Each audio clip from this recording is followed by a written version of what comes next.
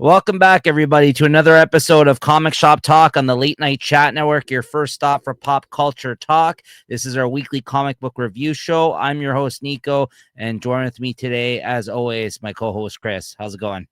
Hey, not too bad. How are you? I'm good, but this is a huge week of comics here, guys. A massive week of comics. So really, we got to get right to it. There's almost no time for my usual stupid ramble here at the start of the show. I just want to say, make sure to like and subscribe. Make sure you check out all of our other content here on the channel, all kinds of great stuff. Check out the playlist. If you're worried about getting spoiled, read your books and then come back and check us out later. This is episode 206. And today we're going to be talking about the new comic books that came out for the week of November 19th, 2025. And as I mentioned, spoiler warning. So just be forewarned. All right, Chris. All right, let's get into it. Let's talk comics. Comics. Cheers. Cheers.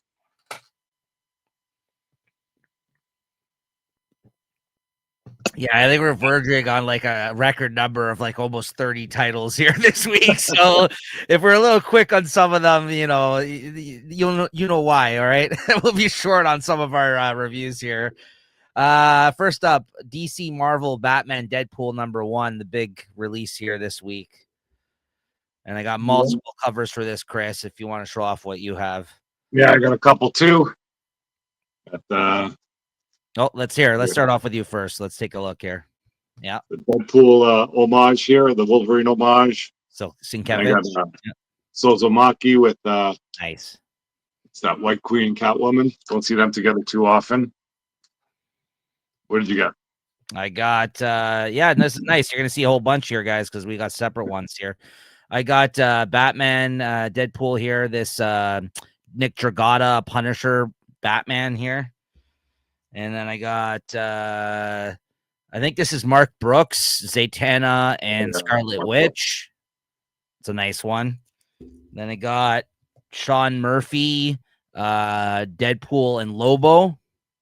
Oh, that's a nice one too. Yeah, there's a lot of good covers for this. a lot. DC honestly killed Marvel in terms of the variants that they did. I think for DC Marvel, I just got the A cover, which is funny enough. I didn't get the A cover for this. I'm already on the line hook for 4 of them here. So, and I got the Hayden Sherman, Constantine, Doctor Strange one, which is of course a story inside this one as well, drawn by Hayden. So, all right, so. Chris, what did you think of this? I was okay. Nothing crazy here either. I didn't mind the first story. At least it was self-contained. It was a little hard to follow. That stuff with that's Cassandra Nova with the fingers through the brain. I thought that I pulled a little bit from the Deadpool and Wolverine movie, which I don't mind a bit. The story was, I think, maybe a little bit too much with sort of all the with Deadpool's kind of just talking about what's going on. I don't think too much of it was that funny. I think they tried, but it was okay. I think it was better than the A story of Marvel DC for sure. Yeah, I enjoyed it. This, of course, Grant Morrison returning to writing comics. It's been a while. Dan Mora on art on this one. I did enjoy this story. It was decent. Like you said, a little bit of the fourth wall breaking and jokes didn't always hit.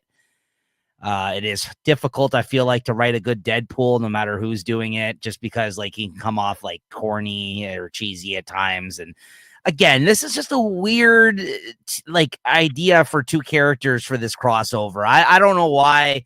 Like maybe like, when Deadpool, the first movie came out, if they were doing this, I could understand. But like, it's been some time, even since the Deadpool Wolverine movie, that I'm surprised they went with Deadpool of all characters to kind of to throw into this crossover. Cause I just don't think he's as popular as he has been in previous years. So the fact that, they obviously took Batman, which is like arguably the biggest character DC has, and put Deadpool on the Marvel side of things with them, it seemed very odd. Maybe they thought the dynamic of like, which they've referenced in one of these stories, the Joker kind of part of it, like how he has to put up with his zaniness. I don't know. I think I stand by it. I think it was a bad choice of of this being the main story in both issues for this crossover, really. So, but you're right. I you know what? I didn't laugh during this one. I know you didn't like the last one. I laughed a lot during the last one because I think Zeb Wells was right in that one. I didn't laugh like I did when the other one, but arguably it is a better looking and better story, I would say, for the out of the two. Yeah, I think you're right in that regard. So I just I can see Grant Morrison trying. yeah, I just absolutely don't know if he was landing. right.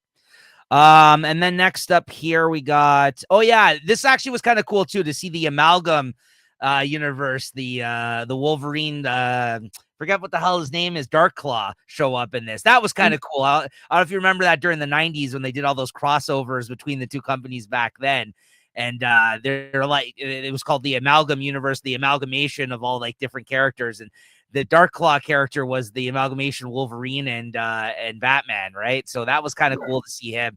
I thought that was the coolest thing about the story, actually. So just as like a little nod to that period of time, right? And then there's also the reference of the fact that Wade Wilson, Slade will like the whole Deathstroke reference of him being named after Deathstroke initially, right? When that was in here. So there was a lot of nods, I think, to like comic book stuff. And of course, breaking the fourth wall, Grant Morrison, the writer, being in it and this kind of stuff. So yeah, you're right. This was a better story. Absolutely, it was a better story. It just wasn't as funny, I felt like, but it was definitely a better story out of the two. Then next up, what do we got here? Constantine, Doctor Strange. Constantine and Doctor Strange. These two characters getting together, they make sense. Yeah. And I didn't mind how they put, like, it wasn't the greatest story, but it's kind of just fun how they kind of compare and contrast sort of DC and Marvel magic, I guess. And, it's, if I don't see another story like this, I won't mind, but I don't mind these two guys together. I thought they played well off each other. Absolutely. Yeah, I agree with you. As you know, I like these magic characters. I love both of these characters. To see like Constantine show up in the Sanctum Sanctorum, start poking around, I wasn't too upset by that. Like you said, it was like not really. A lot of these stories, it's hard to really make an impact in terms of the story, just because there's only so many pages that they dedicate to these. But it was fun to see the two characters interact. I agree. Next up, we got some good art by Hayden Sherman. So this is my favorite story out of all of them, personally. I liked this a lot. This is Tom Taylor and Bruno Redondo doing Wolverine or X-23 Wolverine, and then Nightwing, both characters which Tom Taylor has written at both companies and has had long runs on. That's a reason why I love this character of Laura. Is that Tom Taylor years ago when he worked for Marvel had a all new Wolverine series. This is when they kind of gave her the Wolverine name, and it was a great run. And what'd you think of this, Chris? I loved it. Yeah, this was my favorite story. I read a few pages of this in the preview, and even just in the preview, I liked it. The dialogue between them was great. There's like so many like kind of good moments they had between each other. They're kind of going over their histories. When she's saying she was raised as a weapon, he goes, "Oh yeah, no, I know what that's like. My brother, it happened to my brother or whatever." And then the time when she's kind of going what she can do, and then she's asking him, "Oh, so what do you do?" And he's like, "Oh, he's like, I don't know." He doesn't say much. And she's like, "What? So you're just some guy?" And I thought that was funny. And kind of even what the story was, when they're trying to save Gabby or Honey Badger, whatever they call her, and you find out that she wasn't taken, and even just finally having these two guys at the end. I think this was the best story out there, even though it didn't do much, but I thought the dialogue is written the best. Agreed. And I just think it shows like a simple understanding of the characters that Tom Taylor has, because he has written both of them, that he actually was able to find some sort of common ground between the two, because on paper, I wouldn't necessarily have thought or said that these two have a lot in common, but I think he was able to do a really good job of illustrating that. And Bruno Redondo is great. So yeah, I really like this story a lot. Yeah, it's definitely, I think, my favorite out of both of the crossover issues that we've had. I thought it was really well done. And then you had Amanda Connor drawn Hulk and Harley. It's rare that we get interiors from her. What'd you think of this? Yeah, so it was okay. Yeah. With the story's kind of silly, but that seems not to be par for the case for Harley Quinn nowadays. Yeah. So it wasn't, it wasn't anything out of the box, let's say. Yeah, I agree. This was pretty one note. Mariko Tamaki wrote it. I just think it was cool to see again. Amanda Connor do some interiors because, like I said, I like her art. It is cartoony, but you don't get to see it all too often these days. But I also wouldn't say this was some of her best pages. So maybe that's because she hasn't been drawing all that much lately. I don't know. And then finally we get the what is this? Ms. Marvel and who is the DC side of things? I can't remember. Oh, Static Shock. Yeah. This was fine. I mean, Yeah, I don't even remember this story, to be honest. I think, again, it just really had to do, I Oh, think. yeah, Miss Marvel, yeah. Yeah, this had a lot to do, once again, I think just the fact that it had to do with comparisons in their age and, them coming from more cultured characters in their respective, DC Marvel universe, right? So, yeah, I think that's kind of where they were trying to like connect the two and relate them. I felt like in this one, but I don't even know the writing and our artist team on this one though wasn't my favorite either, so that didn't help. And I don't really know too much about Static Shock, so I was really just in it for the Ms. Marvel, I guess, on that story, and it was pretty one note as well, that one. So Yeah, it's another. I just felt like it's another time they're just trying to force a character down your throat, and they forced enough Miss Marvel on us over her guest appearances in the giant size X-Men series there that she had over the summer. It was fantastic. It was fine, but yeah, it was probably my least favorite of the issue. The Hulk one wasn't that great either. Yeah, those two could battle out for the basement for sure. There you go. Well said. What'd you give this? I get a 3.75. You know what? After talking about it, I think you're not wrong about the 3.75 range. I'm going to bump it up to a 4 though. I'm going to give it extra points for in comparison's sake. I think it was better than the Marvel crossover Marvel DC book, and I think that the stories I liked in it were much stronger than that one as well. So I'll go a 4 out of 5 on this one. I did quite like the Doctor Strange Constantine and especially the Bruno Redondo and Tom Taylor one for X-23 Nightwing. So I'll go 4 out of 5. One World Under Doom number 9, which is the conclusion of this this event here, but of course, not the epilogue. I guess that's coming in the Will of Doom, as we now know. So it's been I got a variant cover. Oh, nice. What's that? Lee. Inyuk Lee. He's got that Street Verse variant that's freaking breaking the bank. I think there's 20 covers. I must have bought at least 10 of them. At least it was a book that I wanted to buy. But I didn't mind the A cover for this either. No. 9 issues for this. Come on. Holy smokes. There should have been like 4 issues max. And just to bring us to something I think you were talking about a few issues ago, how this would sort of play out or how they would defeat Doom, is that nobody defeats Doom, is that he gives up the power to save, what's that, Valerie Richard? Valeria, yeah. Valeria. I kind of liked him when he was kind of floating through the space trying to, bargain for everything, and it didn't work out, and, then they kind of had their escape. But to wait 9 issues for this and all those baloney tie-ins, they just kind of just drop in just one line. Oh yeah, and he cured the vampire of the vampirism, whatever curse, in just one line. After spending 2 summers ago or a year and a half ago, forcing us through that blood hunt event to build up to this, to have it all end with just one line. Get out of here. But it was a decent story. Just the execution of this whole One World Under Doom, just brutal. I'm, you know what? You're absolutely right. We've said it when we were talking about the series as it was going on. They definitely could have done this in 5-6 issues. I don't, it is kind of bullshit that they stretched it out to 9. That being said, without trying to hold that against it as a series as a whole, maybe I'll rate that against it in my rating of the whole mini series. But as an issue, as a wrap up to this event, I actually quite liked this issue. I liked Doom kind of seeming like he was finally in a vulnerable kind of space of like being like he has to kind of throw in the towel for once, and it's by his own admission of wanting to save Valeria. I thought it was I thought it was interesting that he had to go and see the living tribunal and like basically bend the knee essentially to another higher power for once, and knowing it's the only way out of this situation, right? And like Doom is not like to be humbled like this, right? So I think it was a pretty powerful moment for the character. Actually, I quite liked it. I actually thought it was like you said. I did predict that this was going to go this way.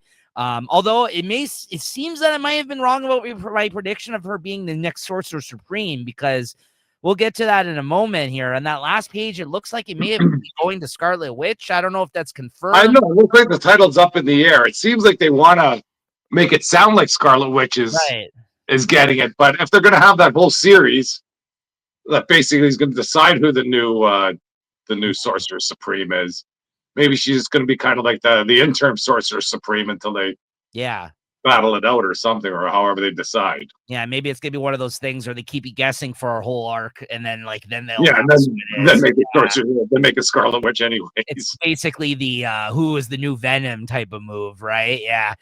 Or the Thor, how do you lose his hammer that Jason Aaron did years ago, or who the woman Thor was, which next big mystery nobody cares about.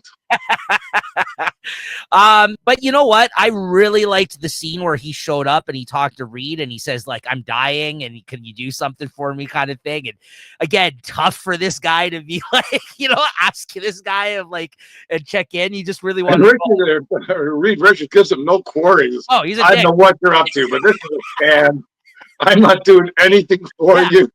Excellent scene. No, that's what I mean. Between that scene and the other scene where he had to go, I was quite happy. I thought Ryan North flexed his I get this character. This is why I'm writing Fantastic Four. He writes a great Doom. I actually really like his Doom, like the way he writes him. And that part was awesome. And then he wastes away in front of Reed Richards. He just dissipates and he's gone. I'm like, oh fuck, is he But then you get the whole thing with him leaving the will and testament, which I was like, I actually want to see what he wrote now. It did hook me in. And how can they leave the last word out? If you think it's so great, give us the freaking last word. Don't make us buy a freaking new comic just to see what the last word is. I already got a pre-order. It's too late. It's done. I like the end. I thought it was very interesting. I was written inside his helmet. I like the end. Dan, he got me at the end here, and there's Scarlet Witch. So, like you said, I don't agree with how long it was, and there was even moments during the event where I'm like, this is getting a little long in the tooth, and some issues weren't the best. But I think by the end, I really ended up enjoying it. So at least this one, they stuck a landing for me. What'd you give this issue and as a whole, Chris? Yeah, you turned me on this issue. I was going to give it a low rating, but it was a good issue. And if you do rate the issue on its own, I'd give it a 4. This whole run, though, it's a 3.5. No problem. I'm going to go a little bit higher on the run. I'm going to give it a 3.75, but I'm also going to give this ending a 4. Yeah, out of 5. I quite liked it. I can even go 4.25. I really liked Doom in this end. I'm going to even go there because I'm going to give it such a drop for the series as a whole. This was one of the best moments, I would say, here at the end. But that's the thing. That he could have got here sooner and really. Well, that was the end game of this whole series. Right. You didn't have to put us through 9 issues of baloney. All these fights they had that don't mean anything at the end of it. Get out of here. Let me ask you something. Somebody like Ryan North, who's been basically doing these one-shot stories or two-parters in his whole run of Fantastic Four. When he went to Marvel, let's say, or they came to him and said, hey, you want to do an event with Doom because we got him coming out in the movies or whatever, right? Whatever the hell happened there. However this came together. Who do you think wanted him to do it 9 issues? Do you think Ryan North wanted to do 9 issues, or that was Marvel? Yeah, exactly. Definitely was Marvel. Right. It's an editorial-driven thing, right? I have to say, I doubt that he wanted to do this in 9 issues. I don't think there's been any evidence of him wanting to do long stories in his run. Fake it till you make it. And he's still faking it. Yeah. So I'm just saying, I'm not going to blame him for that, for the 9-issue thing. So. Anyways, good stuff. Next up, X-Men Book of Revelation #2. Got the Magic in Yuck Lee cover here, and Chris, I'm sure. Okay, yeah, I guess I got this one too. Yeah, can't go wrong with the Magic cover. A safe for work Magic cover. You can put that up, not to scare anybody away. And for the Revelation business here, as one of the main stories, I think it's okay. I do like the characters involved with Kitty Pryde here, and there was a big twist. I don't know if you want to call it a big twist. There is a twist at the end here. You think that whoever that little girl is, that the new chorister, she seems to be kind of on the fence with that Fabian Cortez trying to kill her. And then, Kitty Pryde kind of telling her all this stuff that the Magic or the Doug was up to, or Revelation. And you think she might have kind of jumped sides when she confronts, I guess, Fabian Cortez in front of Revelation, and Revelation kind of, I guess, falls for her charade, let's say, I guess, and then it turns out, Kitty Pryde shows up, and then Revelation, kind of turns the tables on Kitty Pryde, saying, "Hey, whatever your name is, this is what really happened. She tried to kill me," and then, kind of that little girl uses Kitty Pryde sort of words against her, and you think, okay, she's back on board with the team, but then you find out that she's been a sleeper agent or something that Apocalypse has been breeding or growing, or I don't know what he's been doing, but the whole thing has been a ruse, and it looks like Apocalypse is going to take Revelation there to the woodshed soon, so we'll see how that plays out. Yeah, this wasn't bad. As one of the anchor books of the two books between this and Amazing X-Men, I guess, showing both sides of this whole mini event thing that he's doing between the X-Men books, Jed McKay. I like this one better than the last one. I thought there was some progression of the character and what's been going on in the side of things. Like you said, you kind of get to see, different perspective of everything going on, and the way, he feels about what happened here. And, the little girl character is interesting. The whole thing with Shadowcat. I liked it. Kitty Pryde. It was nice to see her in this. Not bad. I'll say, yeah, I think it's pretty good. I wasn't upset at getting this issue. I wasn't sure after the first one. But after reading this paired with the cover, I thought it was a decent story. So, what'd you give this? I'll give it a 3.75. Yeah, 3.75 out of 5. I'm not upset at it being done soon. One more issue to go. Yeah, that's the best thing about it.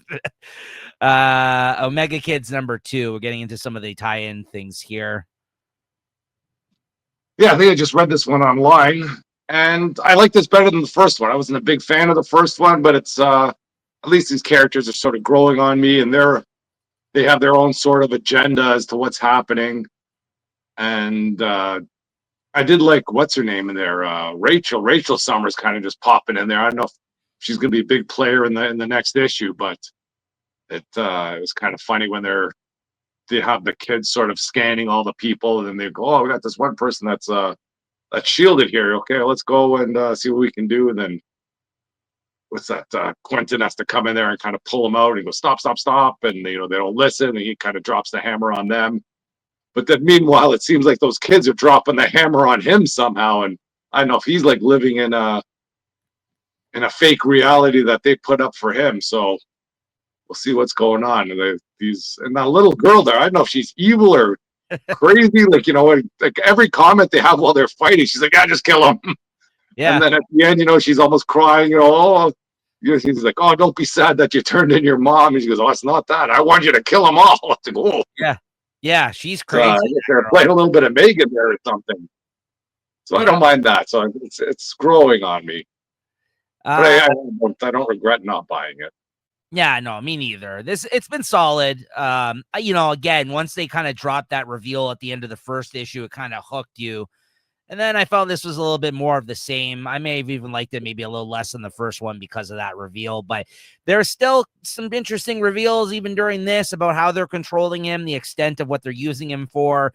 And at the end, it kind of seems like it's kind of coming apart there as he kind of escapes this whole reality that they've put him in. It seems like there's a bunch of people that at least find him at the end there. And yeah, like you said, it seems like this little evil girl is the one pulling the strings on this whole operation, which, when you get to the end and that's revealed and she's going on about wanting to kill everybody, I was like, okay, the pacing on this has actually been pretty good. And with one more issue to go, I'm actually looking forward to the conclusion of this one, honestly. So again, I agree with you. Not mad I didn't pick this up, but if you want a more, I think this is definitely one of the more solid tie-ins, I would say, that you can check out if it sounds interesting to you. What'd you give this? I'll give it a 3.75, Yeah. which I think is generous. Yeah. 3.65. There you go. Next up, The Last Wolverine #2. Where is my issue? I got it somewhere, but I was happy with this one last time. I don't want to say less so this time, but it was just more of the same. I guess we have, I liked Heather Hudson showing up, and you find out that she's been married to Wolverine, and then basically she's trying to sell this kid Wendigo the chance to go into the Revelation territories to try and save Wolverine. And they bring Kurt. I guess he seemed to have lost his powers because of this X virus, and he's a family man and all that. So is the big moment there. Will he decide to stay with family or go try and save his friend? And then of course the family, oh, if you didn't go, you wouldn't be the hero, that I fell in love with, blah blah blah. So of course he goes, and as they get there, he gets his powers back, and they seem to be amplified. And the big twist in this story is once they kind of, after a few obstacles, they make it to where they got to the Revelation Palace, and they're about to find. I don't know. Do they encounter Wolverine at the end, or I'm not sure if they do, but Not yet. Heather's plan is to save Wolverine. There's only one way to save Wolverine, and that's to kill him. And that they have the Muramasa blade. Yep. Back in play. That's been in play in a few stories now. So yeah, it's getting a little bit played out. But Cyber shows up, of course. Which Cyber. Yeah, I did like Cyber here. It's when we did read all this stuff back in the beginning, I didn't like any of these characters, but when they're all showing up here, I guess it does add some continuity between all this stuff, which I don't mind. But I know, it's just I didn't love this stuff to begin with. Yeah, they're definitely, pulling out all the 90s storylines for Wolverine here, too, which, like you said, between Cyber and the Muramasa Blade, I think that also, those both did appear already in Saladin Ahmed's Wolverine run. So it's like, they're just playing the hits here, kind of, right? So, although I wasn't mad, it'd be the juxtaposition, obviously, of the fact that Wolverine has his berserker rage type thing that he gets taken over all the time, like, and possessed by people. This version of it was that he lost control as the Wendigo and he ate Cyber's head. So I was like, the fact that he ate his face like off essentially in this, I was like, okay, yeah, that was worth the price of admission. Yeah. I was like, that scene was kind of fun. I liked that, how he lost control and just ate this guy's face. So I was just like, okay, yeah, that's and then like you said, the Muramasa Blade, the fact that Nightcrawler gets his powers back. It's all kind of coming together in a nice little conclusion for the next issue, honestly. So again, I'm not mad at it. I think it's been fun. I will say that much. So all right. What'd you give this, Chris? Yeah, I'll give it a 3.75. I'll stick with that as well. Yeah. I think this is the best week for the tie-ins between those two that we've enjoyed. I enjoyed the last ones. I enjoyed these ones. And here we go. Now we got Chris's opinion here about Unbreakable X-Men #2. Unbreakable X-Men. Of course, another Inyuk League cover. Rogue. Can't turn down a Rogue cover. I guess soon I will, but is that? Yeah, no, that's the radioactive Spider-Man there. Yeah, my bad. Wrong one. I put up. That's the next one. Yeah, you don't have the. I don't actually for that one. It looks like. Okay, yeah, you don't need to see anything about this. The freaking writing kills me. The way that freaking Gambit talk kills me. This really has nothing to do with anything that's going on in the Revelation storyline. It's still like whatever Gambit's there with his whoever's left. Somehow Spider-Girl's in the mix, and that stupid house that they live in has basically been on top of some evil power that's been feeding on dead mutants. And there's some character, Lady Henrietta, that has been keeping this. Oh, here we are. I got it. Sorry about Yeah, that. that's evil at bay, and it's like some kaiju sort of evil that comes out. And then, in order to stop it, those outliers from, I guess, the mainline story, I guess they're 10 years later or X years later, so all grown up, and they're sort of spread out through the world. And, they made a vow to each other that if this thing ever came out, that they'd come back to fight it. So, at least they didn't spend 5 issues trying to get this group back together. Basically, like 4 pages, they all popped out, and I think one of them didn't come back, but they all came back. And this whatever this thing is, I forget what they call it. They didn't give it an easy name to say, some freaking Shabashufa or something.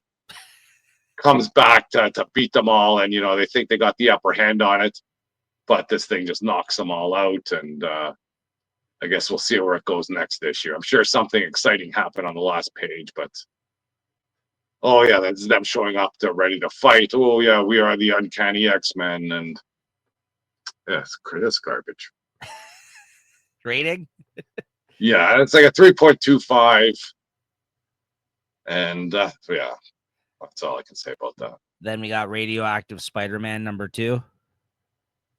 Yeah, did you read this or no? Nope. Okay, yeah, you didn't miss anything either. I didn't enjoy the first one. I might have enjoyed this a little bit better. I think Spider-Man and who's that? I forget what her name is. Some Reyes or something. Looks like they've kind of taken up in some freaking basement somewhere out in the outskirts. Because I think in the last issue, it was revealed that May or Aunt May was in some sort of tomb there that was, I guess, kind of trapped her in there because she was with this X virus. It gave her some freaking crazy powers, but she seems to be okay now. And, I think Miles Morales and Ghost Spider show up to try and talk to Peter and find out what's going on. And then May sees Gwen Stacy there, who's Ghost Spider, and that kind of just freaks her out. That was about the only good part of the story, is that she's there, but you don't get a moment where you see Aunt May see Gwen Stacy. It kind of just happens off page or off panel. And then, Aunt May's in the back just kind of just like flipping out. He's like, what's she doing here? She can't be here. She's dead. I saw her die and all this sort of stuff. I went to her funeral, and then that just sets her off, and she turns into a freaking kaiju. And it's up to them to stop her. And it's like, I don't know what this has to do with the Revelation stuff, and I don't know why this story needs to be told. And I'm glad I didn't buy this either. And sorry, Spidey, but you're getting a 3. Yeah. Yep, that's why I jumped ship after the first issue. Your dedication to Spidey, though, even last time we talked about the first issue, you're like, I'll probably read it. And then next up, we got X-Men of Apocalypse #1, which has nothing to do with the Age of Revelation. Yeah. Well, I got to show off this cover, though. This is the main reason I bought this. We both have covers. Hold on. This Daniel Warren Johnson cover is spectacular. Oh, yeah, that's nice. This guy is literally stabbing Cyclops in the eye on this cover. And it's, of course, the Apocalypse version, Age of Apocalypse Wolverine there. That's I'm sick. sure that cover's probably going to go through the roof. Because I think his last few covers, like that Absolute Batman cover, went through the roof for the annual. Yeah. And then that one you had for the Wolverine, I think there was some sort of Wolverine thing. Yeah. I think, this Daniel Warren Johnson, he must be flying under the radar or something for his variant covers. But I don't know. But you want to show off yours there? I got nice there. That's a nice. Well, I still like that one, though. That is a nice one. But if you put a collection of all this together, they start looking a lot. Yes. All similar.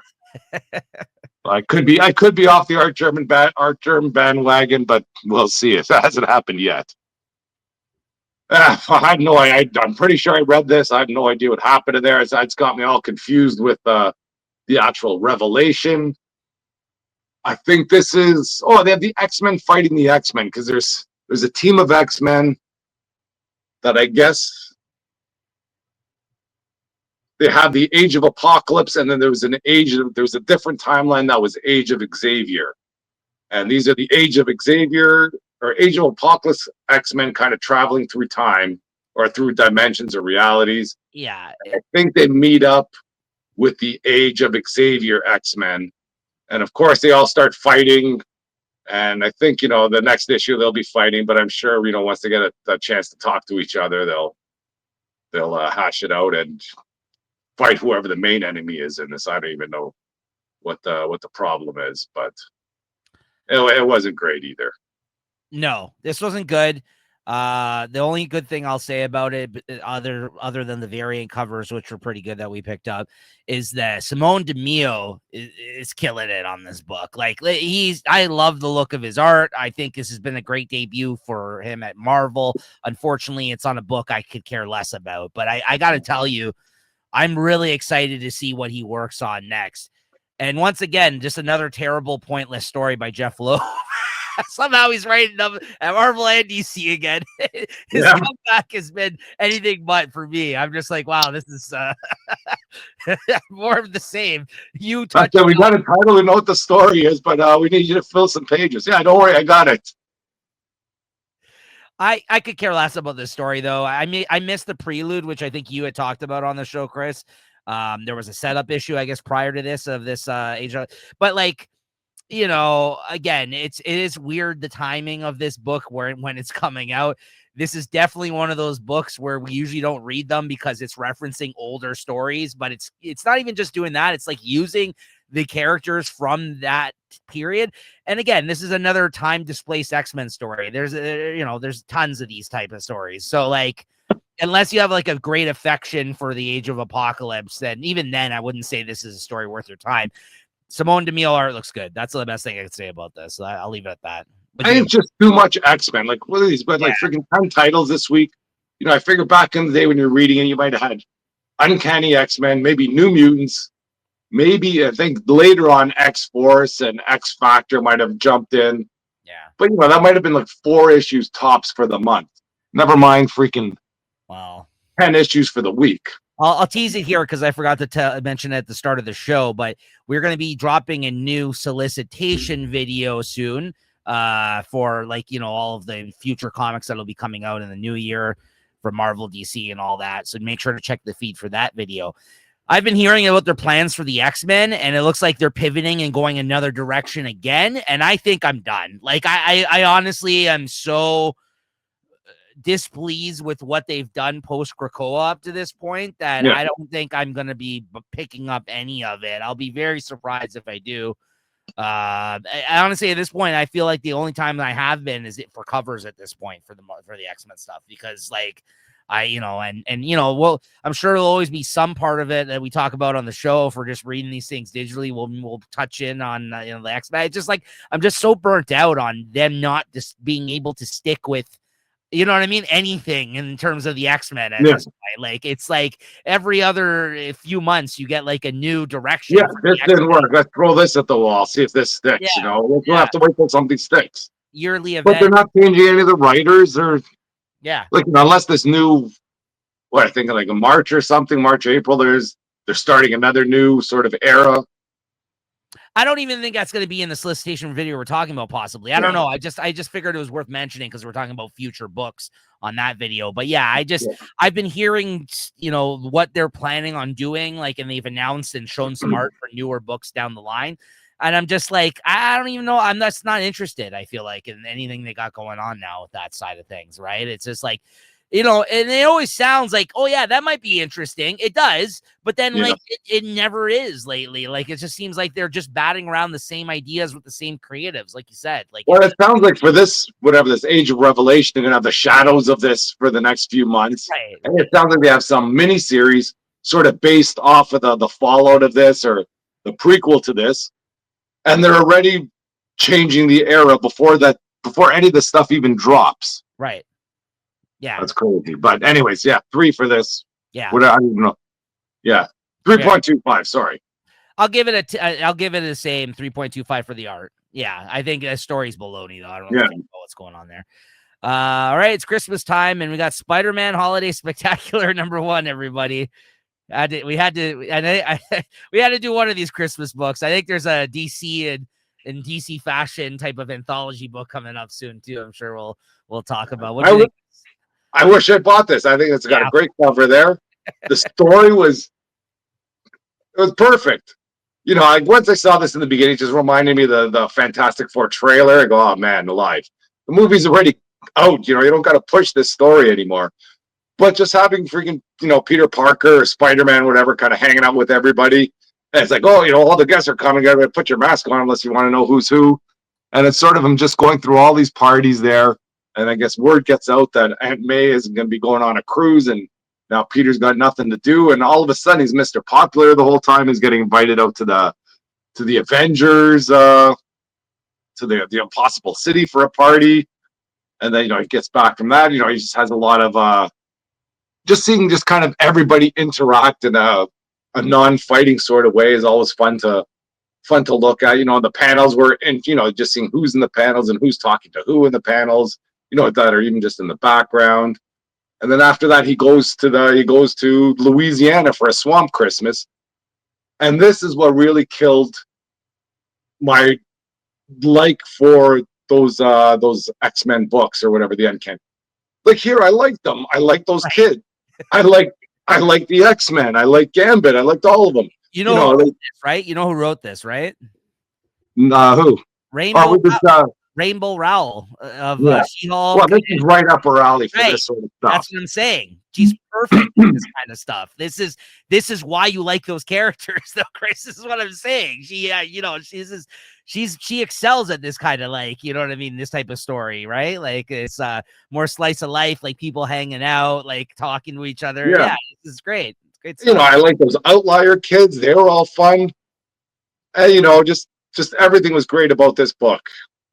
And, and then I guess at the end, her trip was canceled. And then, he uses those, the X-Men there, help him get back to New York, lickety split. And, she finds out that they've rebooked the trip for next week. I thought we are going to have a freaking New Year's spectacular, but it looks like he's on the cruise there.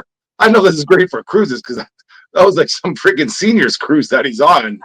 We weren't on that boat. It's just all senior citizens around. He's going to be playing Parcheesi before he knows it. I know you're playing pickleball or something. Yeah. But otherwise, just great stuff all around. Good call, Chris. Your Grinch heart grew three times the size while describing this book. No, man, this is great. Good stuff, man. Like I'm glad you enjoyed it because I did too. This was a pleasant surprise. I agree. I think Rainbow Rowell is the perfect pairing to write this story. I thought it was great as a one shot. Like you said, seeing him interact with all the characters, it was fun. Not to mention, I thought the characterizations were good. The dialogue was good. And my favorite part was him at the Avengers party where everyone was using him as a buffer. they're like, Spider-Man, come here. I need to use you as a buffer. Yeah. And you'd see Hawkeye be like, hey, oh yeah, like Hawkeye and there's freaking Mockingbird. He's like, Mockingbird, hey, Peter, come over here. Weren't they an item at one point? They were. That's why he did it. And he did. Then there wasn't like Spider-Man kind of involved with Captain Marvel for a time. And there was a moment where somebody I forgot was talking to him and they got like an awkward response on a Spider-Man. So they turned to the person beside them. They're like, hey, stay here. I need you as a buffer to talk to Spider-Man. Oh man, that whole buffer. And then in typical favorite, these issues where the X-Men would do stuff in between arcs, like a Dragon Ball Z episode, where the famous X-Men baseball game, right? Right. Great stuff. This is I also didn't pick this up and I wish I did because this was like a great one shot. And honestly, so many of these holiday books are so crap that we talk about here on the show, but we're like, yeah, we might as well, give it, take a flyer on it kind of thing. This was good. This was genuinely enjoyable. So yeah, good stuff. If you guys missed out on this, definitely go check it out. Yeah, it's a fun read. What'd you give this? No, 4.5. 4.25. No, I'll give it a 4.25 as well. It was really good. Yeah, it was delightful. You wouldn't have to twist my arm to say 5 though. If they had Mary Jane in this book somehow, maybe. Right. Or Black Cat. Right. All right. Next up, we got Final Boss number 1, Chris. Well, the art for this freaking book is crazy. It's Tyler Kirkman. I've never seen any of his interiors. Only seen him do a lot of exclusive freaking variants. I don't think I have any variant covers of them. I think I got some team up variant. I took what I could get. I wanted the A cover, but what can you do? And the story inside, I know it's like a typical sort of Image type story. He's whatever. He's the lone whatchamacallit. He's like some ex-army guy or something, and then his father was like some sort of Indiana Jones, and his grandfather was some army hero, and he's sort of like a disgraced army guy or a security guy or something, and then he's just trying to make ends meet, fighting in the pits and doing some security work. But this power that he has, it seems like it could be something. So yeah, I'm in. That did hook me in there, and I'll probably read some more. But yeah, that art, I'll buy that all day. Yeah, that's why I'm just putting it on the tablet because I didn't have the art prepared up on the screen here for you guys right here. But the art was really good. The writing was okay. There's definitely a lot going on with this character, like Chris was saying there. They really tried to like throw in a lot about his past, and we don't really necessarily know what's going Yeah, on or where he's getting the powers. I'm guessing it's that necklace or that that thing he yeah, the wears. necklace that burned in there. They But could have just had him fighting and doing his stuff, and not really right. touch on this stuff. And you can, if people like this, you can read about it. They like this second or third issue, or they can have a little arc there when they get into his history. Well, But I'd be more interested to kind of find out who he is first of all. but then you get to the end and it's just like a video game almost. They're giving these guys stats. That's the Yeah, thing. This guy's almost doing too much. Like he's like breaking into people's houses and like fighting people for money. Like it's like he's like, oh yeah, this girl, she wanted me to set this guy straight or whatever. That's her husband or yeah, whatever.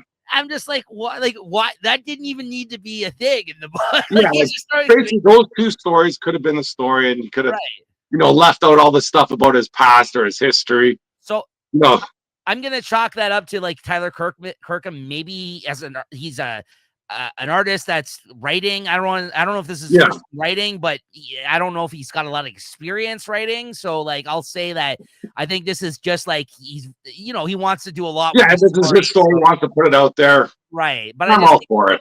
it's a lot for a first issue. But by the end, I thought between the art and like the fun kind of like video game kind of fighting aspect that they kind of brought to the book, I was like, okay, that's I don't know why they just didn't start with this. They're trying to throw all this other stuff into the character development here that Yeah. I felt like they could have put like half Yeah, of I the put it stuff. too much. Yes, that's the only thing I'll say. It was a bit overridden at times, but otherwise, the art and the end of the issue, it was kind of fun. So I'll probably check out another issue. So yeah, and it's also like he had like a blood sport poster on the wall in it. So Yeah, you I can tell, like back.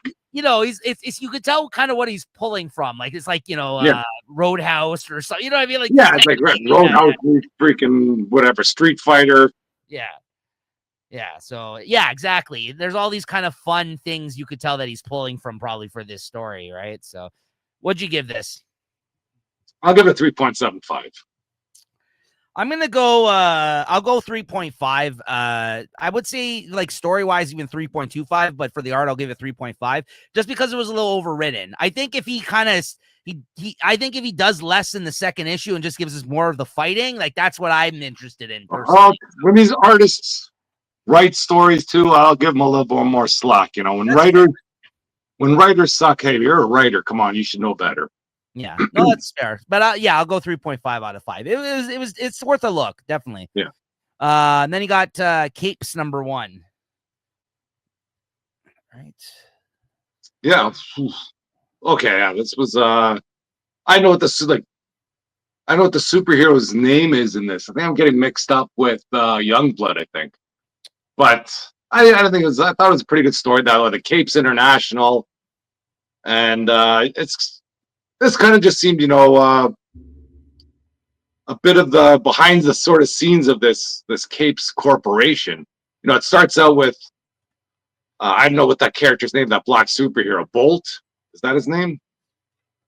I don't. Yeah, I think it's Bolt. And Bolts, yeah. he's fighting some guy, Medallion, and he goes, "Oh, Medallion! I guess this is an easy day for me." He just grabs a medallion, and the guy loses his powers. Tells the cop, "All right, I'll clean this up," and then he heads back to base. And then he has to meet up with a new recruit, Kid Thor. And, kind of getting a little bit of history of that Kid Thor. Kind of I don't want to say it makes sense, but it tracks for this world. So he has basically some power. His bloodline has been imbued with some Asgardian magic because his great whatever grandfather helped out Thor many years ago.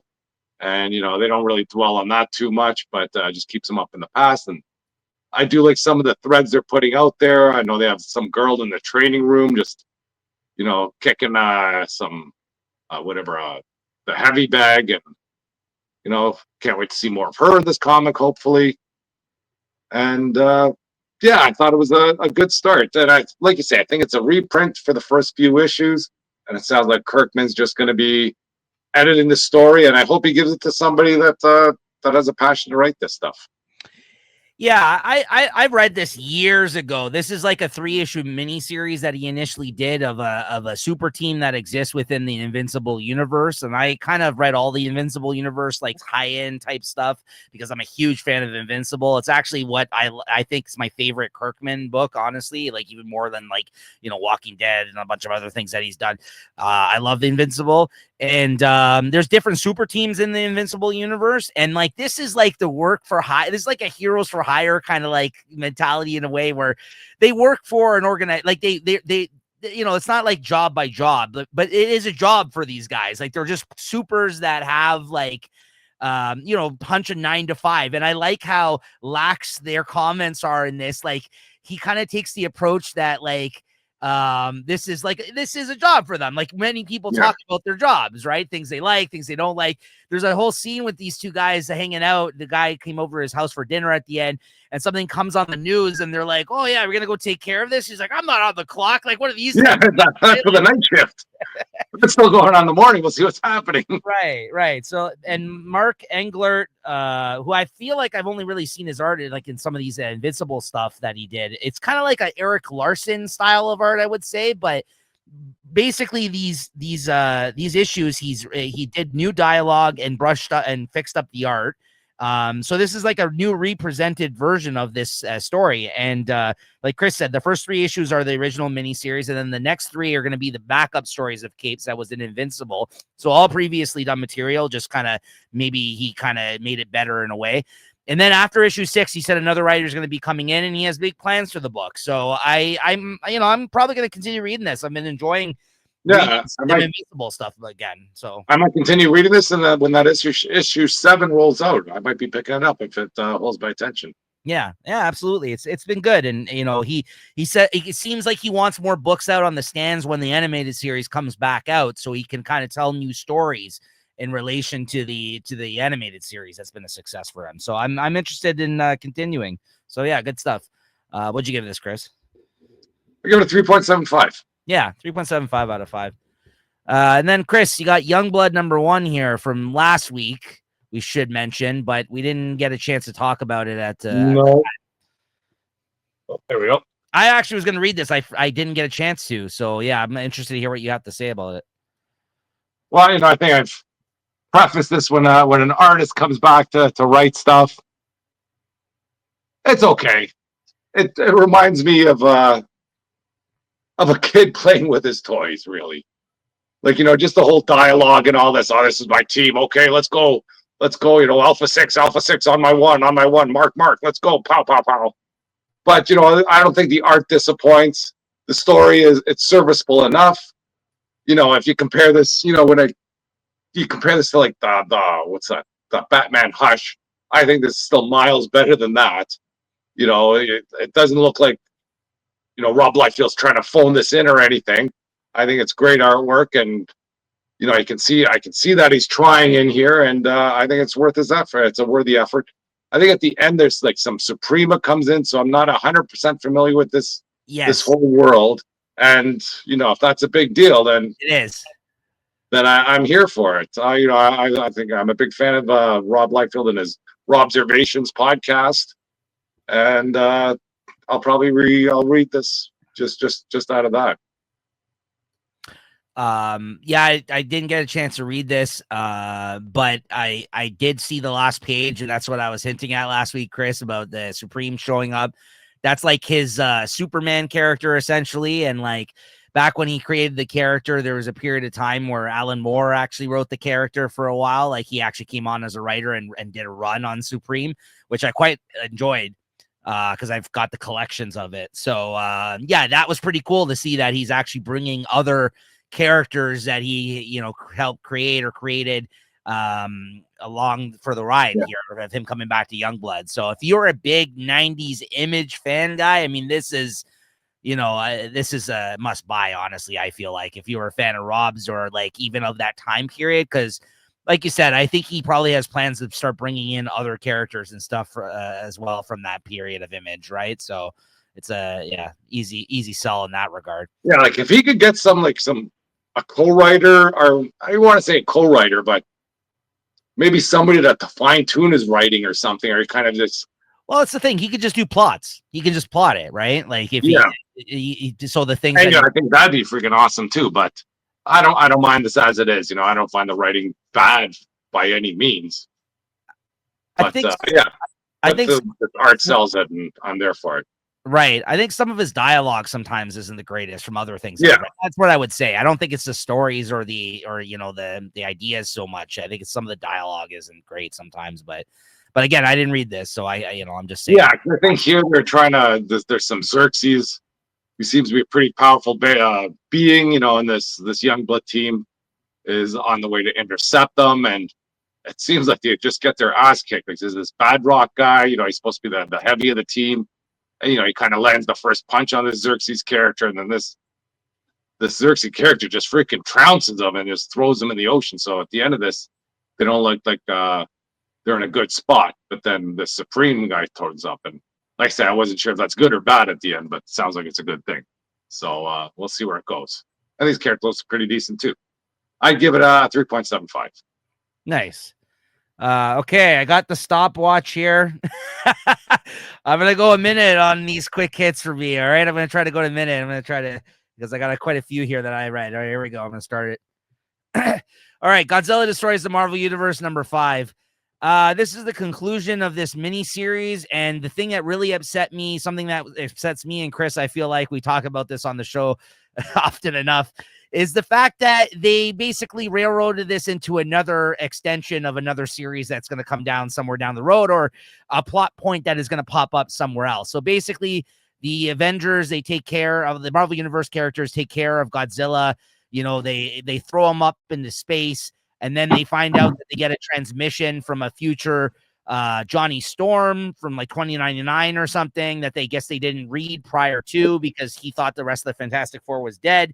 They turn up, they're alive, they survive this whole thing, but then they read the transmission after they knock Godzilla back into space, into some planet where he can be left alone, which is all he wants.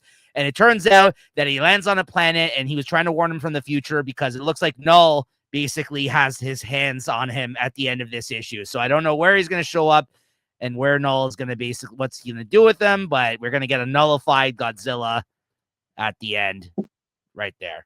So there you go. It's going to pop up somewhere.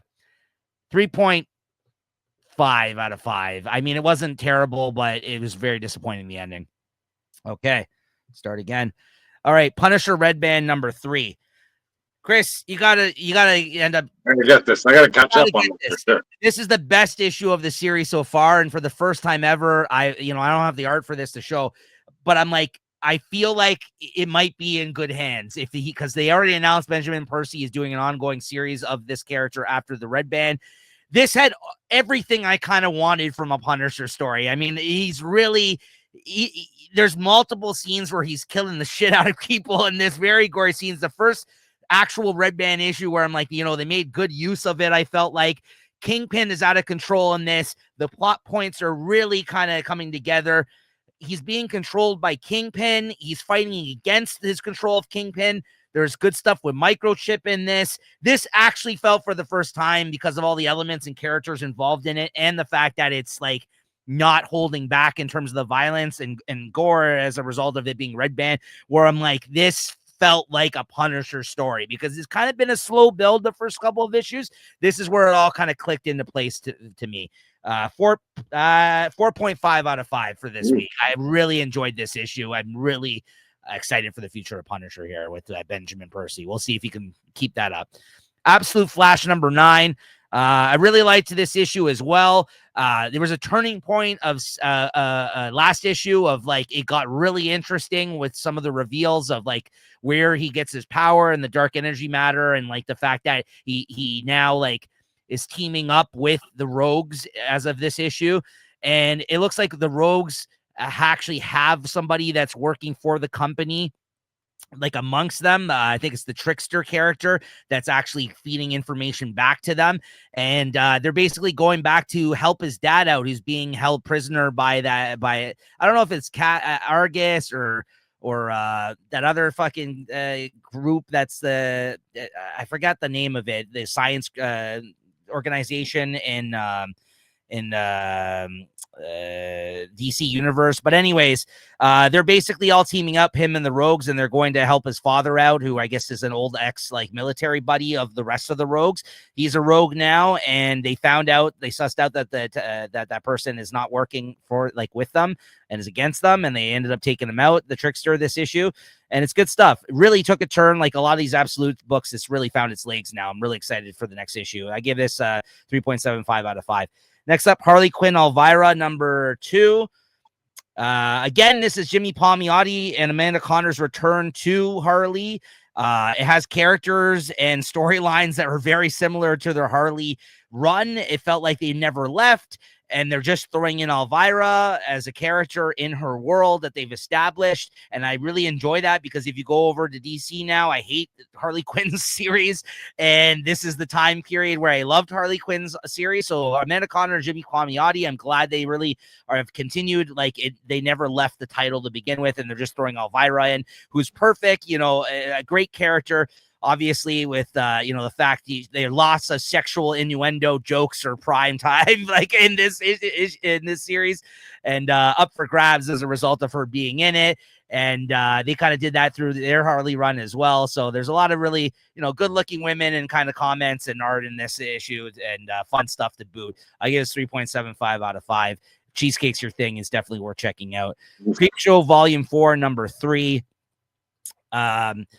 This is actually a really solid issue. I enjoyed both of the short stories in this one. I don't think I have the art for this one, but I enjoyed both of the short stories in this one. Oh, yes, I do, actually. Yeah, here we go. So this is issue 3. I wasn't familiar with either of the creative teams on this, but I gotta say they both knocked it out of the park, made good use for like the short story aspect of these. Both characters got their comeuppance at the end of it. And I won't get into details about what happened in either one of them, but it's rare that, again, both stories are home runs. And I thought that they did pull that off in this issue. So I'll give this a 4 out of 5, simply because like it's hard in these anthologies to get, both stories to hit. And then G.I. Joe number 14. This is in continuing the Dreadnought War, part 2 of 5. I think this is every 2 weeks that it's coming out.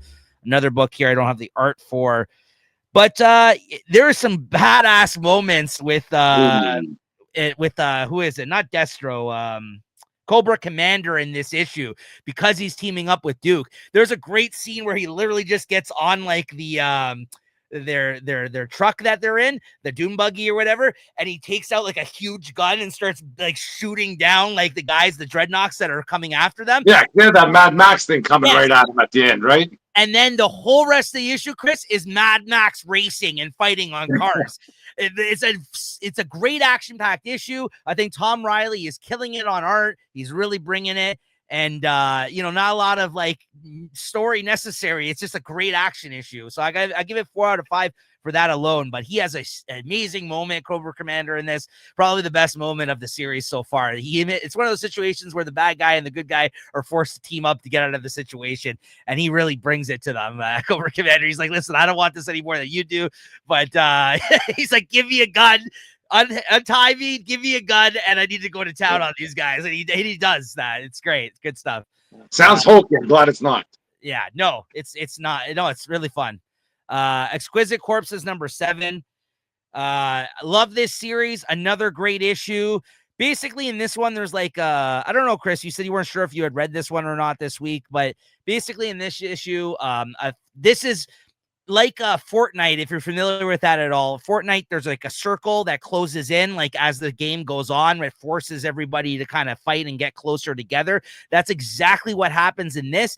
They turn the they turn the circle smaller in this one, so everyone is starting to run into each other. All the members of their individual groups are kind of now intermingling and forcing and having forced to fight each other and not just kill innocent people. But they all, 2 or 3 of them all meet up at this, like, almost like a rave, like a party, like in the middle of the woods. Yeah, the bush party.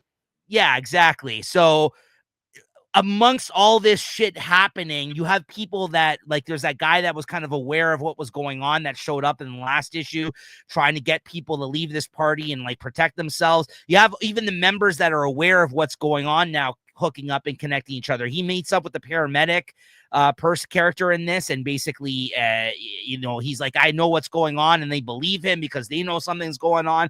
So you see all the actual innocent people kind of banding together so far as well. But then of course a bunch of people get taken out, and as including, it looks like one of the players in the game, but we don't get confirmation on that because at the end of this, the cameras get taken out, and we have to wait till next issue to find out what happens. But the people on the other side watching the game get really pissed off because he's not sure whether or not, like, he lost one of his his member for his team, for his family there. So I give this a 4.25 out of 5.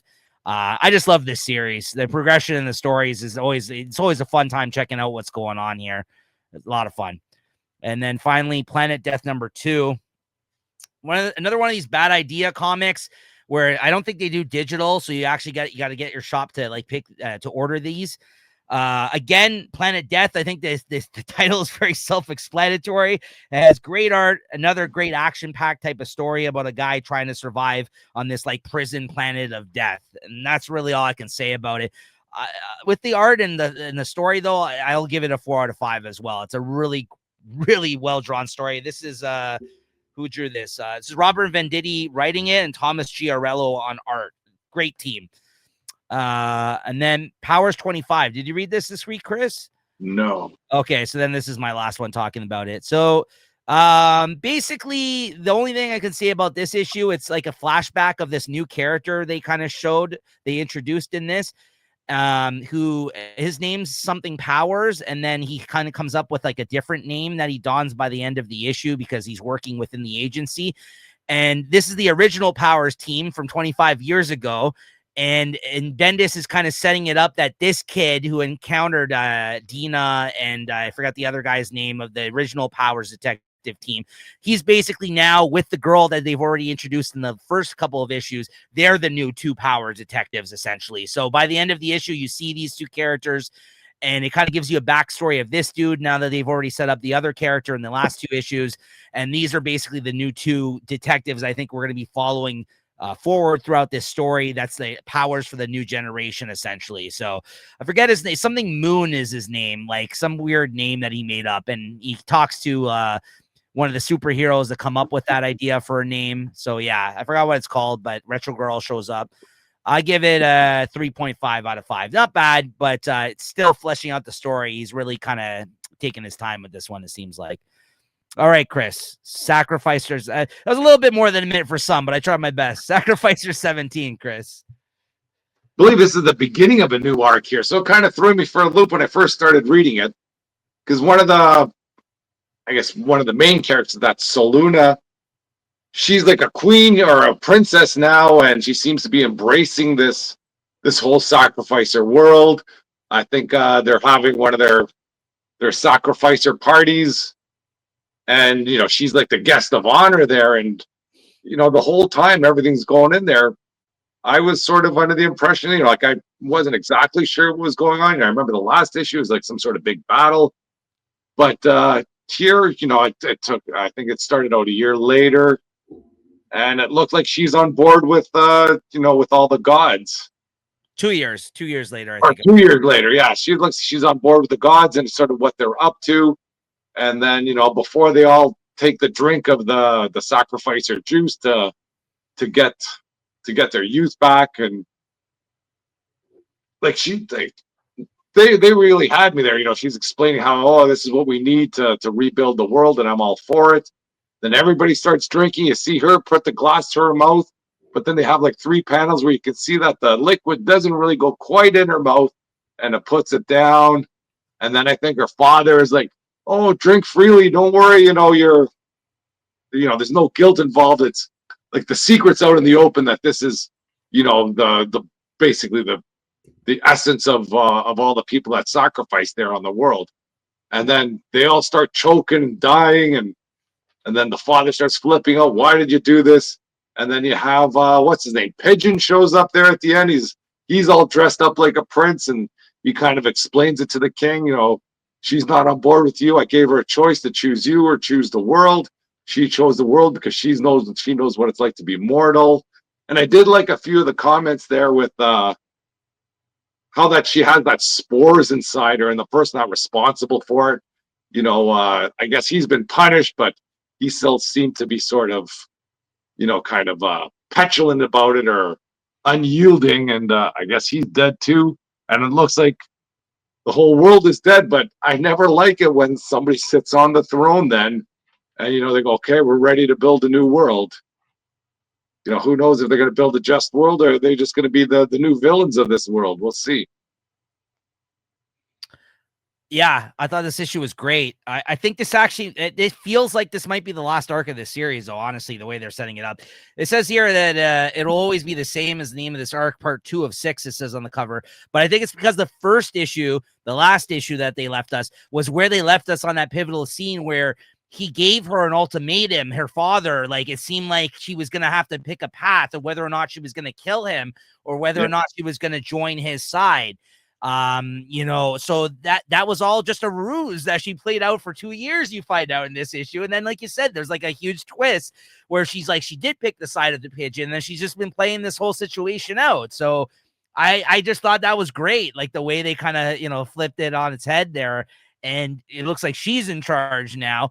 And whether or not she's going to stay the course, though, is, I guess we'll see, because we still got 4 more issues of this arc, according to this. But I could really see this being the end of the series, because I don't really know what else they could do from here. So I'd be very interested to see. Maybe the rest of this arc will be what happened in those 2 years, how they got to this moment. Right. Maybe they just kind of flipping the order of the books on us. Instead of having this be book number 6, this will be book number 1, and then 2, 3, 4, 5 will be how they got there. Right. Yeah, maybe. But I just love this book. I think it's really, it's great every time it comes out.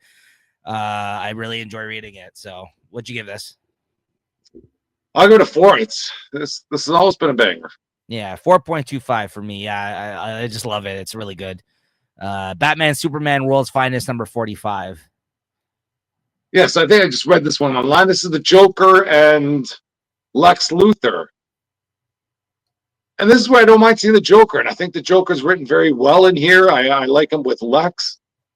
Lex doesn't like to put up with all his peculiarities. The Batman and Superman stuff was almost secondary to the Lex and Joker business. And what are they? What did Lex and what does the Joker have? The Joker had some sort of phasing power or something. Yeah, some sort of like, device. I don't know where that came from. Maybe I missed it in earlier episode or earlier issues. But either way, so I think with that phasing power, he sort of has Lex Luthor, sort of under the gun, and he tempts him with some sort of trinket there that can absorb all the information in the world. And I guess Lex is all about that.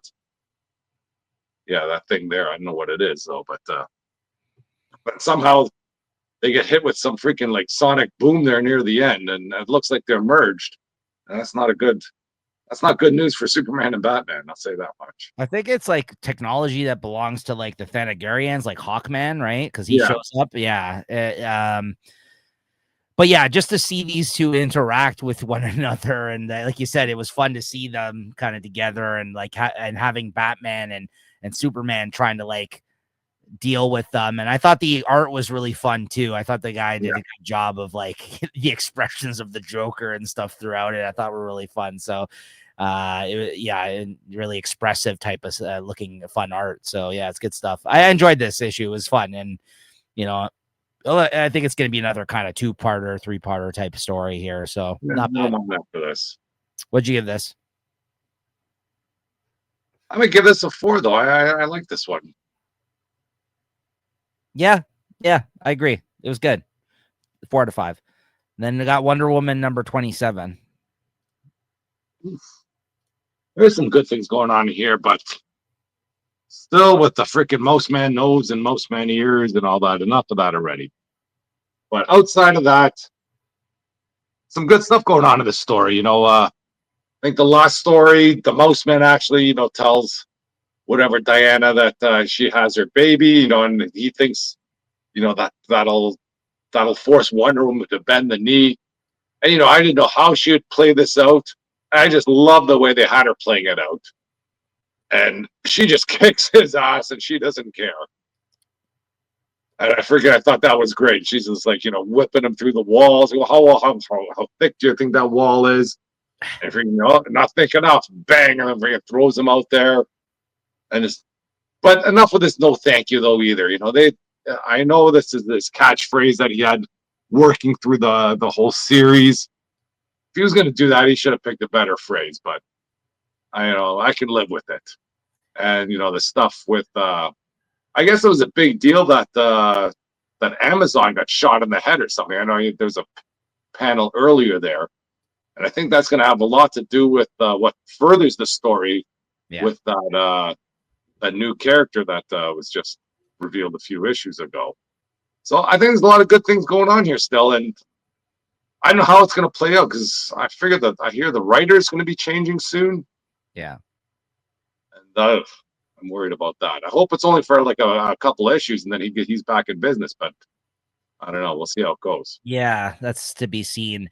I don't know. I think I'm of the opinion now that I've read his work for years. I think Tom King just reads better in collected edition. It's so drawn out, these stories. You want to talk about long in the tooth. Like I'm like, and then things happen in certain issues that are really good. And then it's like kind of brings you back to like remembering, oh yeah, you know what? This isn't so bad. It's good. But then then it'll go on for another 2 issues, like of, his setup and like the way that the story is told and like the build up and, he gets some payoff, but then I don't like his pacing. I feel like it's good. I just think he's so good at doing like these singular issues in between arcs that he does. I really like Tom King. I think he's a good writer. I haven't loved everything he's done because he does have a very specific way of he tells stories, but I think like he's much better than the stuff that I like his stuff more than I don't, I'll say. But it's just, this is just taking forever. This did not need to be what I don't know even how long this arc is, but it did not have to be this long. No. Like, like we could have one issue. Okay, this is some freaking most world. Not you need like 4 or 5 issues to say that. And yeah, to get where we are, once again, I think you're hitting right on the head there. They'll give you moments that are just great, but you have to wait like 4 or 5 issues for those moments when, right, or you can at least spread them out. Every story doesn't have to be a freaking long, long-winded arc. Like, what was this first one? 20 issues with the Sovereign? Yeah. And that got a bit old too, like already at 8 issues, but by then you're in. I think this Daniel St. Pierre's word, Daniel's, that's his name, right? Yeah. If it wasn't for him, or if they had some sort of ham and egg artist on this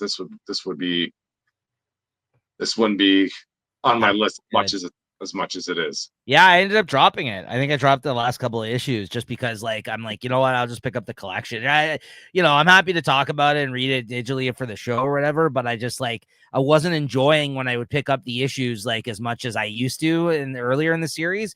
And of course, there's freaking only 5 words in every issue. Oh, most men ears have a nose, whatever. But, you had some payoff in this issue. She did whoop that guy's ass. There was some good art along with it, so I can't be mad at it. It's just like I still don't know how this most man is strong.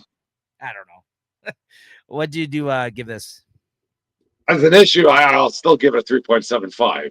It's good stuff, but we'll wait till this arc is over.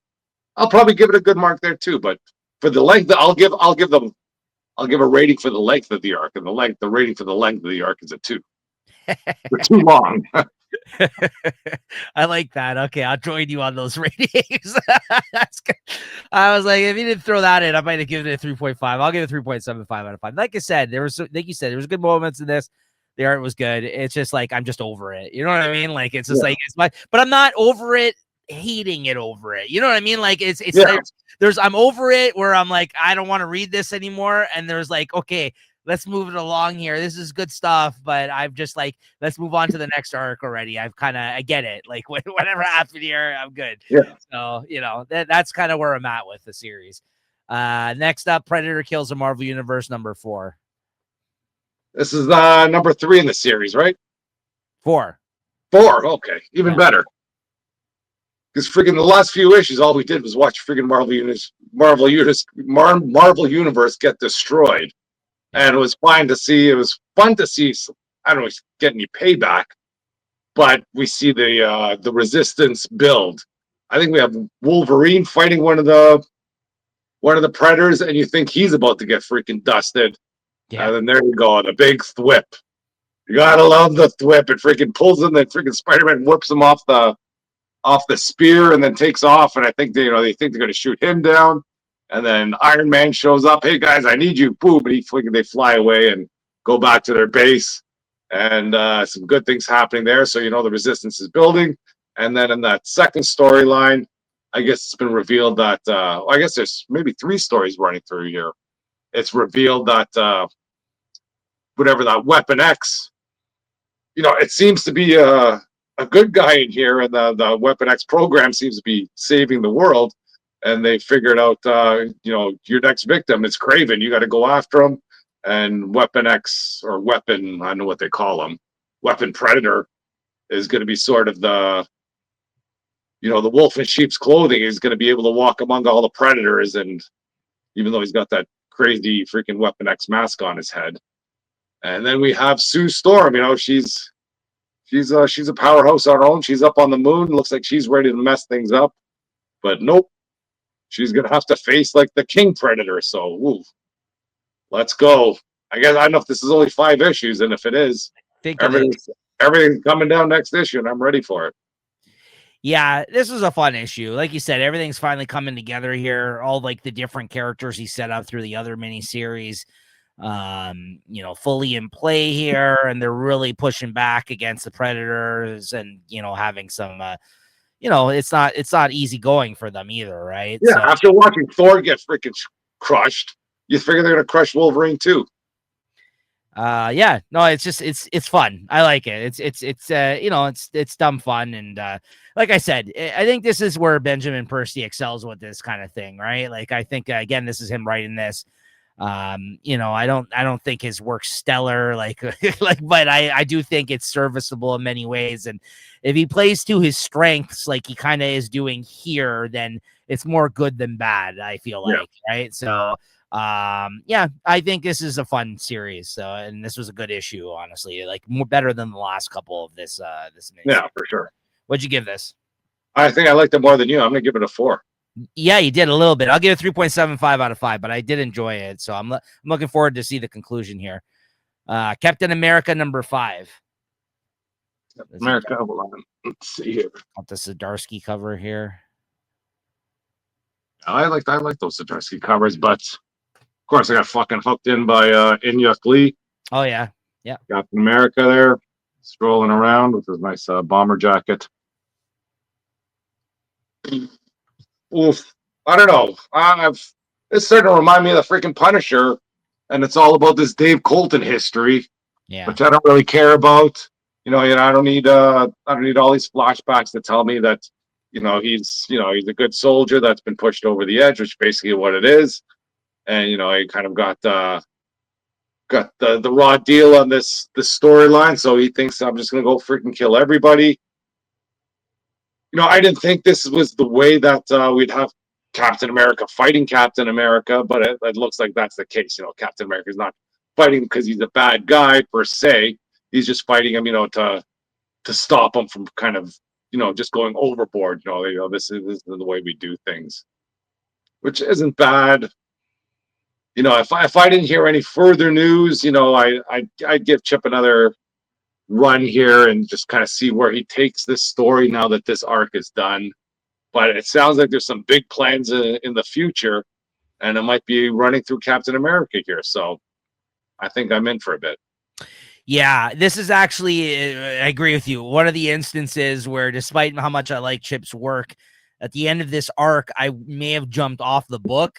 But given that we actually did hear about future plans and how he is coming back to the current continuity with this story, I'm really happy about that. And I do have hope for the title still. The story wasn't bad, but I just feel like it's stuff that I feel like has been played around with Captain America before. Some of the, these storylines with another person wearing the shield that maybe is not deserving of it, or is a hero for his country, but just like loses sight of himself in a way. And like, there was that whole thing with Nuke, like that the government messed him out. That it kind of felt like that type of territory. I feel like for this character in a way, but it not like exactly like him. That guy was a lunatic, but definitely like one of those situations where he just like makes a bad decision and like doesn't like, he goes a different route with it that makes him not worthy of holding that shield. Like Captain America does not kill people. Like he doesn't go that far. Like it was war times when he probably dealt with some of that shit. But even then he probably held back because at first he was just kind of there as a symbol for people I think he went out of his way to show that this Captain America is killing people in cold blood. Right. Where maybe before it might have been a bit more ambiguous, it might have been in the heat of battle where, they're trying to kill you. So, of course, you have to respond. Right. Well, that's the thing. He still is a war hero, right? But unfortunately, he was given this kind of responsibility here that, like, and all of a sudden he's trading, blows with Captain America of all people, right? So, like, it's not bad. There's some stuff I liked in this story. It just didn't 100% work in certain aspects for me, but there's still enough good stuff there where I'm looking forward to see what else he explores and what else he does with the character. So yeah, it's not perfect, but at first arc, but like you said, we like Zdarsky, so I'm gonna say one thing that would help me is if you figure out where this world fits in. Yeah. Like that still hasn't been explained. Like, when this came out, I was under the impression that'd be, it's part of the mainline universe, but it definitely isn't. Yeah. But there's no sort of, there's nothing in the blurbs in the beginning, that this is, a different Captain America. It's supposed to be the same Captain America, and I don't know, who knows. Yeah, you see him kind of start out with the Avengers here at the end. There's that whole part of it. But like you said, he's playing within continuity that's already been pre-established, right? And we're supposed to believe this wasn't too long. Yeah, but it's supposed to be like 20 years later. Right. It's the whole thing was kind of a weird idea. So I'm glad they're bringing it to current day. We'll see how it goes. We'll see how it goes. Yeah. What'd you give this? I'll give it a 3.5.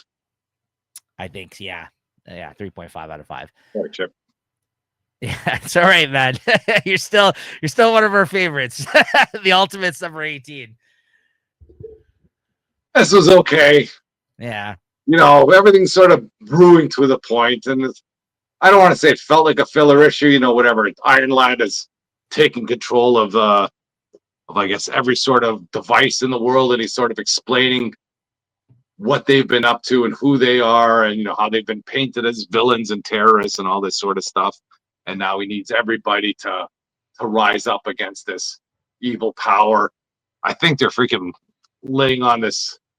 Yes, it's very thick. This very like super thick. The one scene I did like is when this was broadcast into Peter Parker's world. Yes.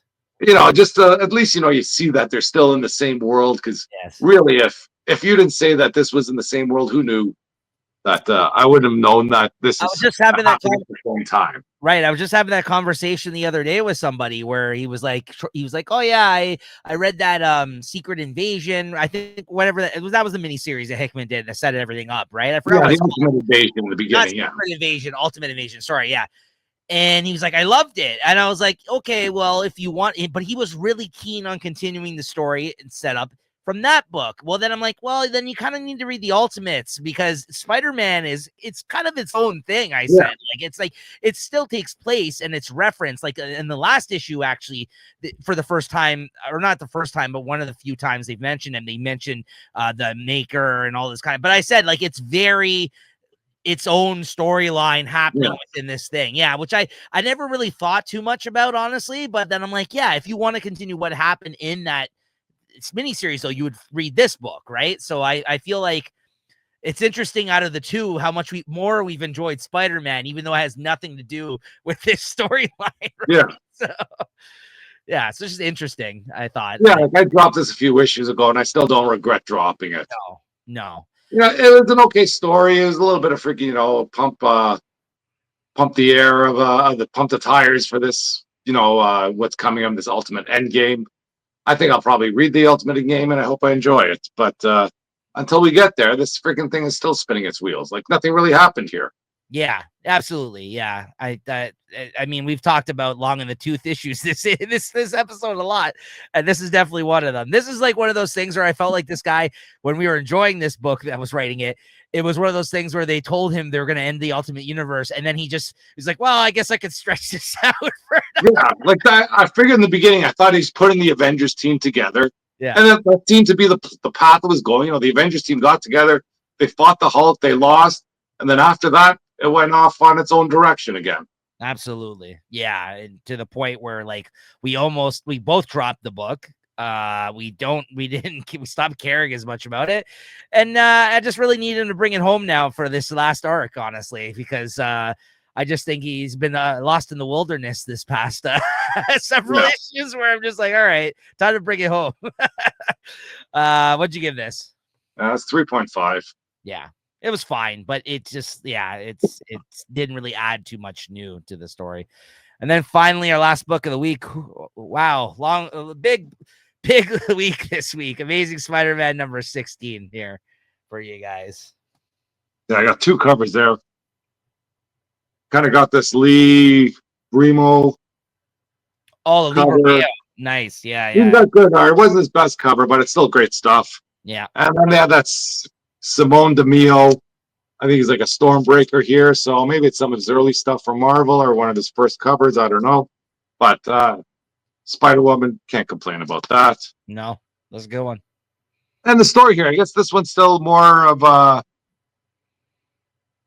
Is there a dream sequence in the beginning that kind of threw me for a loop? Yes. There's kind of filler pages there where Peter Parker. Or Peter's, I guess she's meeting up with Aunt May or something like that, and then it turns out to be a dream. I thought that was going to be actually Ben Reilly just trying to, jump in there and kind of get some Aunt May time, to try and fix up his world. But otherwise, everything else is what's going on, and with Norman Osborn and Ben Reilly trying to do what they do to cover Spider-Man's tracks, and it's still more of the same where Norman Osborn is realizing, kind of what Peter does and how heroic Spider-Man is. I don't think it was anything new, more of the same, but it's still good stuff. Well, I want to say good. It's still okay stuff, let's say. No, man, I gotta tell you, I'm loving this book. I don't know. I know I just complained about it, I think, last issue, where I'm like, I was praising the space stuff, and then I was like, all right, I'm ready for it to go back to like regular status quo. But it seems like every other issue we're getting Peter Parker, and then we're getting a check-in with these guys, and then it's going back to Peter Parker.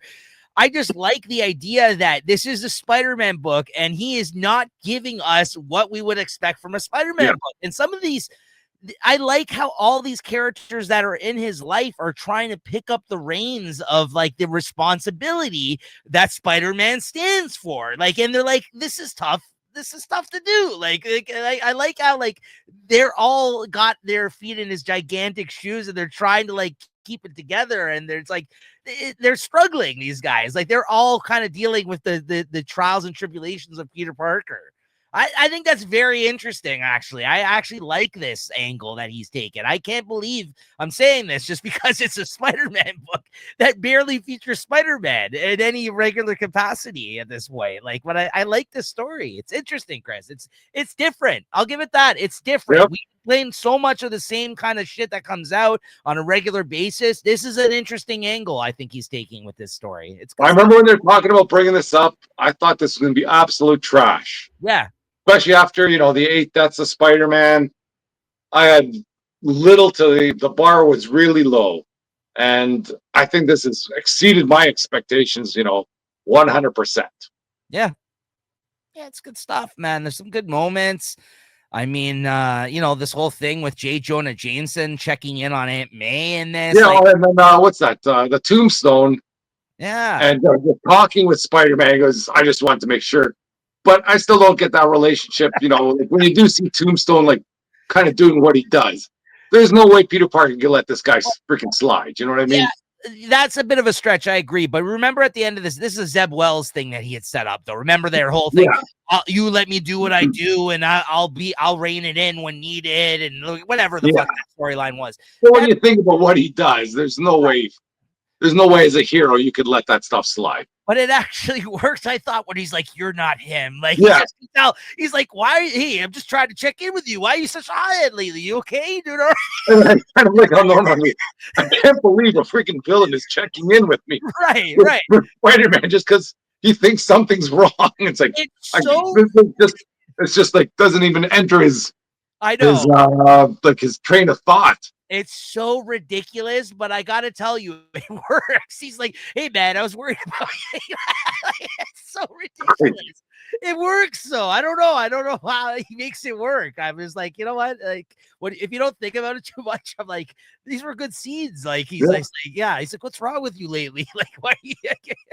I know it's ridiculous, right? Like, but I just like how he's like, "You're not him." Like right away, you could tell, right? Like, you don't care about. And there are some good scenes in this. Whatever this prescription pain or whoever this new character is. There, I'm gonna give you all the pain that you caused the Shocker, and he's like, "Oh, you think pain gets me? I live in pain every day." And he fights back and he crushes whatever Tombstone's arm. There's so many reasons why I shouldn't like this, but I do. I really do. Yeah. It's hard to. We talk about it. It shouldn't be good, but somehow it is. Yeah. It's very surprising. What'd you give this? I got to give it a 4 now, I think. Yeah, I gotta go 4.25. I'm really enjoying it. I read this. I think it was like I think I read this like later in my massive stack than I usually do this week. And then by the time I read it, I was like, "Oh, you know what? That was really good." Actually, I wasn't really very much looking forward to it. I never look forward to it, and then I'm like, "You know what? This was pretty good." I do look forward to it, and it doesn't disappoint me as much as it used to. No, that's for sure. Okay, that's gonna do it for our massive week of comics here. Chris, what are you looking forward to checking out next week? Okay, let's see if we can hook this up here. Hold on. I mean, given that we talked about almost 30 books, I still think we made decent time. Let's see. For what's that? The week of November 26th out of Marvel. I think I'm getting the Mortal Thor, one of those another Inyuk Lee covers. Yeah. Infernal Hulk #1. I'll see what they're up to there. Nick Klein Black Cat number. Nick Klein is still on the book. I mean, yeah. Yeah. Like, it should be good. Who's it? Nick Klein and Philip Kennedy Johnson. Yeah. I don't know, man. You got to pick a better storyline. That last one wasn't great with the freaking roaming the field. So we'll see what's going on here. Black Cat #4. Oh yeah. I don't think I picked up that Daredevil Punisher, but hopefully they get Daredevil back to basics in this one too. Then it seems to be the Punisher's back to basics, so that's great to see. Marvel Knights Punisher 2. Yeah. Let's see. I don't know if I'll probably end up reading those freaking tie-ins: the X-Patriot, X-Men, Cloak and Dagger 2, X-Vengers 2. That's probably all I'll be reading out of Marvel. And let's see, DC, definitely Absolute Batman 14, definitely Absolute Wonder Woman 14, issue. DCKO 2, Superman 32. I'll probably be reading Justice Unleashed Limited. Maybe the Flash. Who knows if some of these tie into KO business. We'll see what's going on there. And this Trinity daughter Wonder Woman. I don't feel like I've seen that for a while. It's really delayed, this issue. Yeah, it took a couple of months. I feel like we haven't talked about that book in forever. I feel like, Kind of surprised me that it's still out there, but I think we've been enjoying it though when we read it, haven't we? Yeah, absolutely. Yeah, you especially. We've both been enjoying it. Yeah. And let's see, out of Image, Geiger 18. That's been on a break for a while, it seems. Skinbreaker 3. Yeah. And maybe that might be it for Image. Maybe float a few other things there. But hopefully a smaller week. Yeah, it's just a big one. Yeah, a lot of the things you said too. I'm reading Absolute Batman 14, Absolute Wonder Woman 14, Batman Green Arrow, The Question, Arcadia. It's a miniseries that's coming out, written and drawn by Gabriel Hardman. I think it's a Black Label book. I really like his stuff, and I like those characters, so I'll be reading that. DCKO #2, very much looking forward to that. Like you said, there might be some tie-in issues I gotta look into more that come out for that. You got the Christmas anthology, maybe DC's I Saw Ma Uncle Kissing Santa Claus, whatever the hell that is. Detective Comics 1103.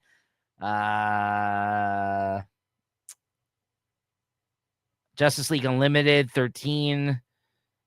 Superman 32. Yeah, pretty much. In Trinity #5. This is 5 of 6. Okay, yeah. So looking forward to that. Yeah, I don't know why that took so long.